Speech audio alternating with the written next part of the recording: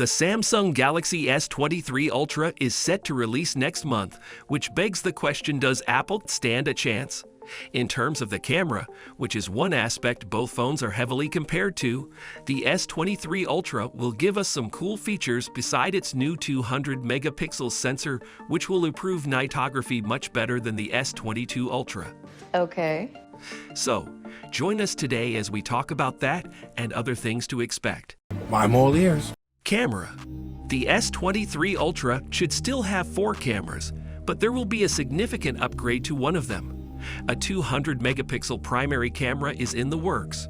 Moreover, Ice Universe has said that the S23 Ultra's 200 megapixels primary camera may be far more capable than first thought in low-light situations. Per his tweet, it can be confirmed that S23 Ultra's night photos are very strong and much better than S22 Ultra's.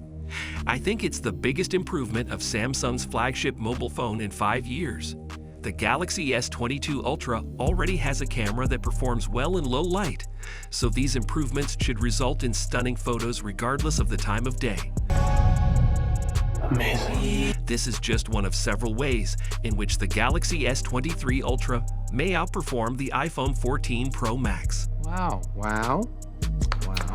A purportedly first 200 megapixels photograph captured on the Samsung Galaxy S23 Ultra has been released by Ice Universe, and judging by the quality of the image, we should anticipate the Galaxy S23 Ultra to offer incredibly detailed and clear images. Oh yes. A 40 megapixels front-facing camera should be integrated into the display's top center bezel. However, it is conceivable that the same 12 megapixels camera that has been rumored for the base and Plus variants may replace it. Concerning videos, the Galaxy S23 lineup will have a new 30 FPS setting for 8K video recording. Finally, the Ultra stabilization feature of the Galaxy S23 Ultra's camera may have been conceived as a response to Apple's Action Mode. What is all this? Thanks to the Snapdragon 8 Gen 2, further features are on the way to the camera, and we'll go through 3 of them. Battery and charging. So far as we can tell, the Galaxy S23 Ultra is powered by the same 5,000 mAh battery that was found in the Galaxy S22 Ultra from Samsung, while a larger battery would have been preferable. This size is typical for big Android phones, so maybe Samsung has found a way to increase the S23 Ultra's battery life. You better hope that's true. Keeping power consumption in mind, the Samsung Galaxy S23 series is said to have a new light performance mode. Another new feature we are anticipating is satellite connectivity, but more on that later. Switching to light mode would decrease the performance of the CPU, keeping it cooler and so extending the battery's life. Fantastic. But in order to validate this, we need to know how it will perform in practice, and we will share our results with you, so make sure you subscribe. Lest we forget, the Galaxy S22 Ultra.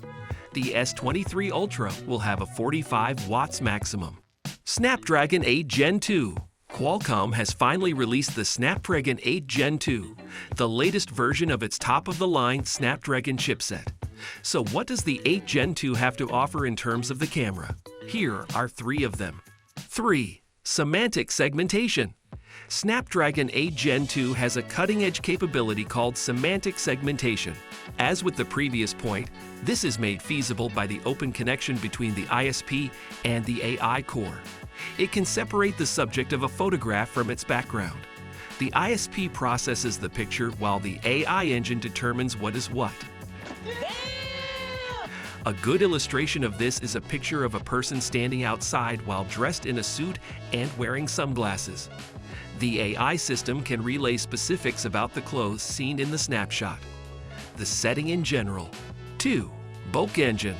You now have the ability to modify the background effects that are applied to your images and to vary the degree to which the backdrop is blurred. Altering the form of the backdrop lights, which first appeared as a fuzzy pattern of dots, is another option. For instance, the new blur engine enables you to transform hazy circles into the shape of a heart. 1. Horizontal leveling. This new capability for the Snapdragon 8 Gen 2 will be quite helpful while capturing still photos and videos. This guarantees that all photos and movies you shoot on your smartphone are level and upright. As a result, don't worry if your hands are slightly cocked when shooting. That will be automatically fixed for you by the new horizontal leveling function. That sounds interesting. Yeah, that does sound interesting. Satellite communication.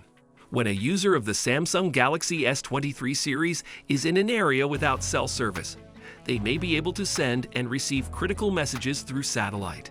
If this sounds familiar, it's because Apple included satellite-based emergency alerting in the iPhone 14 operating system. Similar to Cupertino's crash detection, this function isn't something you'd use every day. I'm sorry. But it does let you send SOS texts in times of crisis, even when there is no cellular connectivity.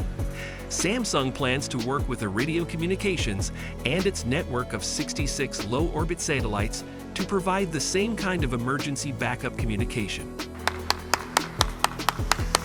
The iPhone 14 apart, communicating through satellite won't be the same as utilizing your usual network.